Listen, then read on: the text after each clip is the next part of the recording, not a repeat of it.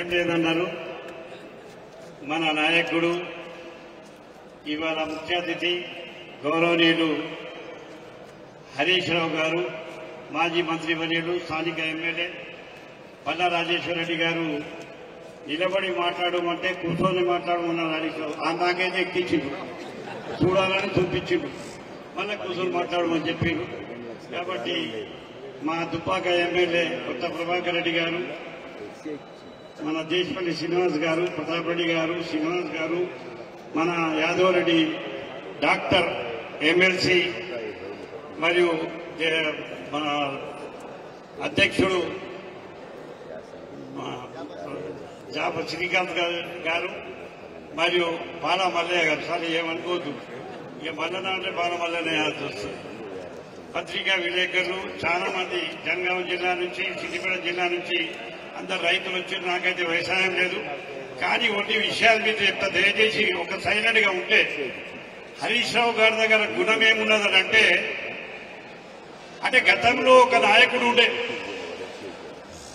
నేను చూసిన ఆయన ఎక్కడ పిలిచినా కానీ ఆ కొత్త సంస్థను చూస్తే ఆయన నియోజకవర్గాన్ని తీసుకొని పోతుండే. కానీ హరీష్ రావు గారి దగ్గర స్వార్థం కూడా ఉన్నది.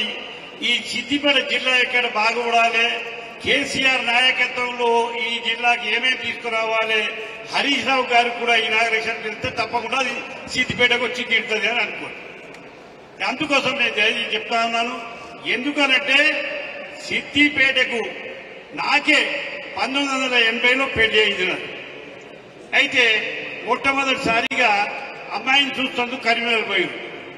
కరీంనగర్ ఏమన్నారంటే, ఆడ పిల్లలు ఏమయ్యా నీళ్లు లేవు అని అన్నారు. నాకు ఫస్ట్ సంబంధం ఎత్తిపోయింది, నీళ్లు లేవు అని చెప్పి. రెండోది సిద్దిపేట పట్టింది మా నాయనయ్య, ఇక రెండోది దొరికింది. కాబట్టి నేనేమంటున్నా అంటే, సిద్దిపేటకు నీళ్లు లేనటువంటి గడ్డకు కేసీఆర్ గారు ఆనాడు 1987లో నేను కౌన్సిలర్నే, అప్పుడు రెండోసారి కౌన్సిలర్ ఉన్నప్పుడు కేసీఆర్ గారు నీళ్లు తీసుకొచ్చింది. దాని తర్వాత అభివృద్ధి సిద్దిపేటకి ఎట్లా తగ్గుతా ఉన్నదంటే, ఏది లేదు అనగానే హరీష్ రావు చెప్పగానే అన్వేషణ, రాత్రికి పడ్డాడో ఇక ఎట్లకు కుమాయిస్తాడు, ఇండియాలో ఆడున్నది ఏమున్నది ఏం సంగతి అని చెప్పి తీసుకొచ్చే నాయకుడు.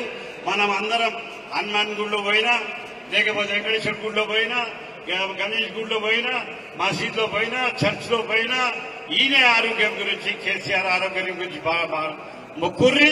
దయచేసి 100 సంవత్సరాలు ఆరోగ్యంగా ఉండాలి.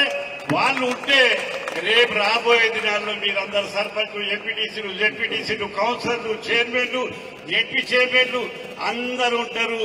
ఏరు మంచి గట్టిగా ఉంటే చెట్టు కూడా గట్టిగా ఉంటుంది. ఈ అవకాశం ఇచ్చినటువంటి పెద్దలకు మీ అందరికీ నమస్కారం.